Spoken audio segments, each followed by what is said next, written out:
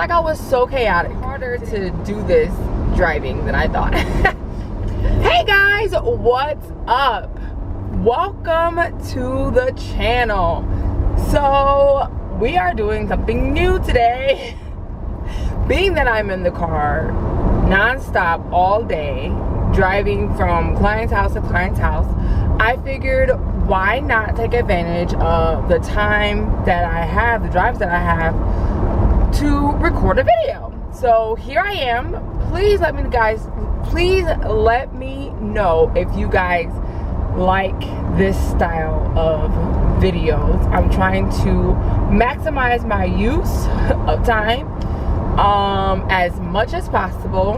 So yeah, let's get into it, why don't we? So if you are new to the channel, welcome. If you are returning, welcome back.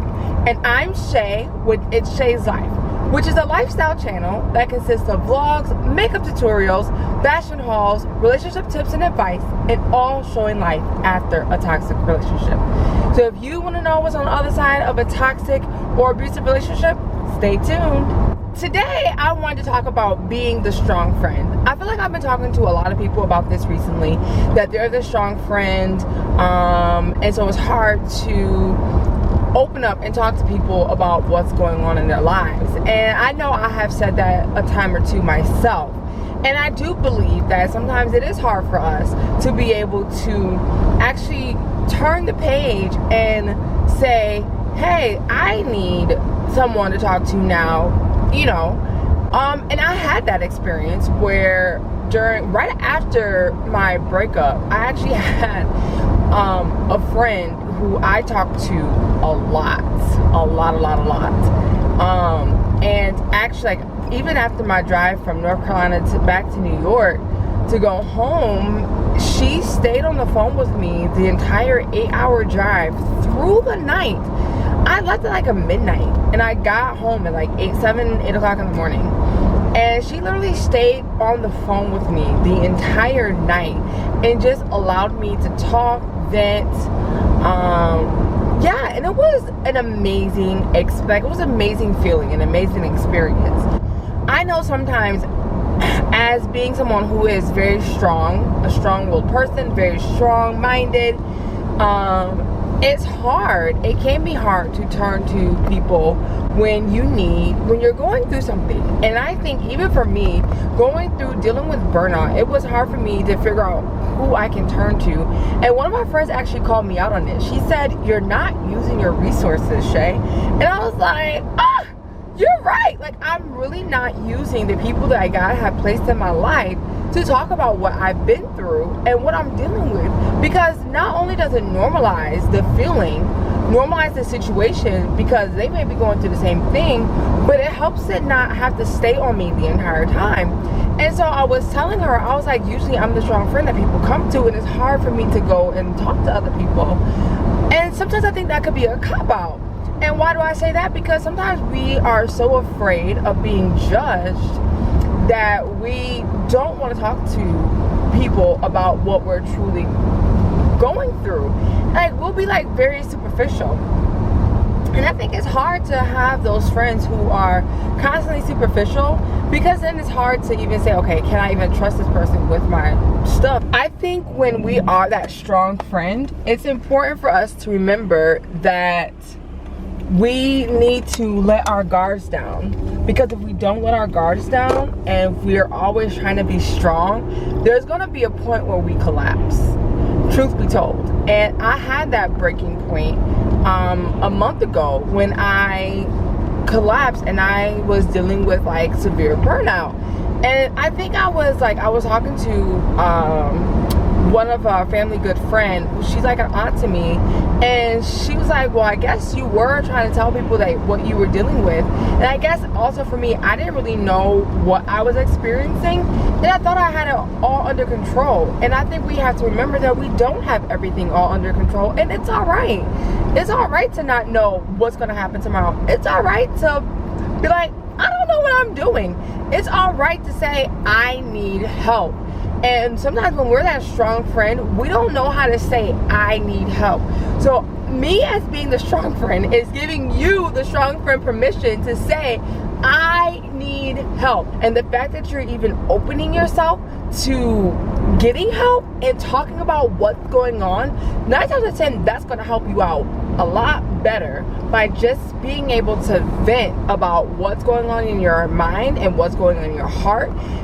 For someone to be able to kind of give you resources or give you guidance to say, hey, I think this might be what you're dealing with. Like, let's look at it from this point of view. What can we do to like kind of help you deal with this?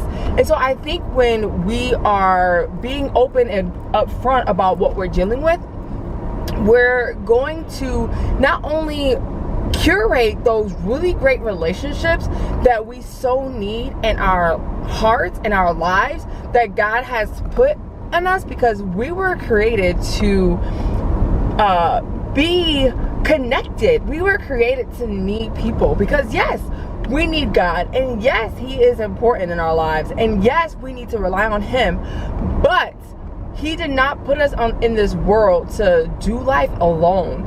And how are we going to be the friend, the strong friend, if we're not even being a friend in general? When I was going through this journey, I reached out to one of my friends, and I like literally just like poured my soul. And I usually don't do that. And I know that was nothing but God, because she was able to fast with me and pray with me, and you know, and believing God for guidance, and believing God to open my eyes and my ears to hear from Him during this time of fasting and trying to figure out what is going on and where have I been burnt out at. And I really needed someone like her at that moment. And so yeah, don't be afraid to even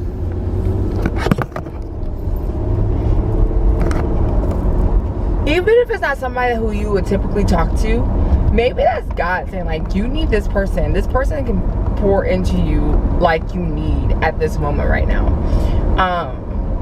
And I'm so grateful for her. I'm so grateful for her. I know for me, like, I don't always want to have to be the strong friend, and we're not supposed to.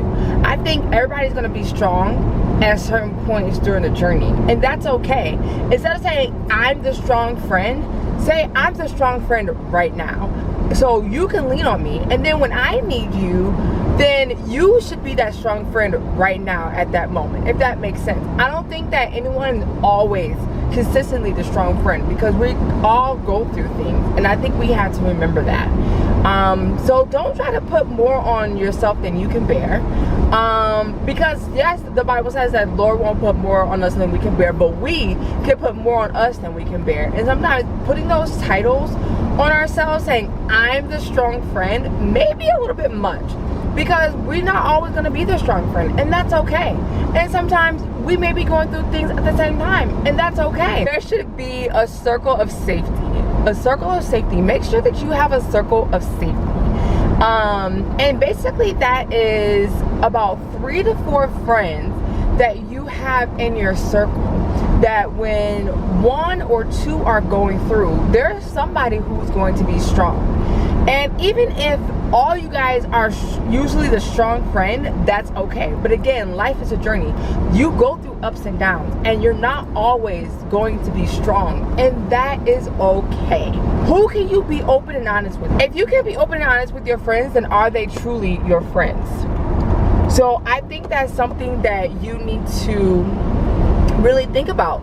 If I can't be open and honest with these people, if I can't talk about my journey with them, then what are they doing for me, and what am I doing for them?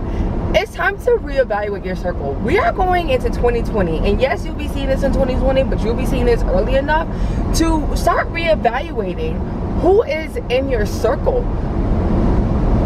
How are they pouring into you? How are you guys benefiting from each other? Because if all you guys do is talk about somebody else behind their back, then are they truly your friend? Because if you guys are talking about somebody else behind their back, then how will I know that you're not talking about me behind my back, right? So it's okay to be the strong friend, but know that you're not always going to be the strong friend, that there's going to be times when you are weak and you need to rely on someone else, and that's okay.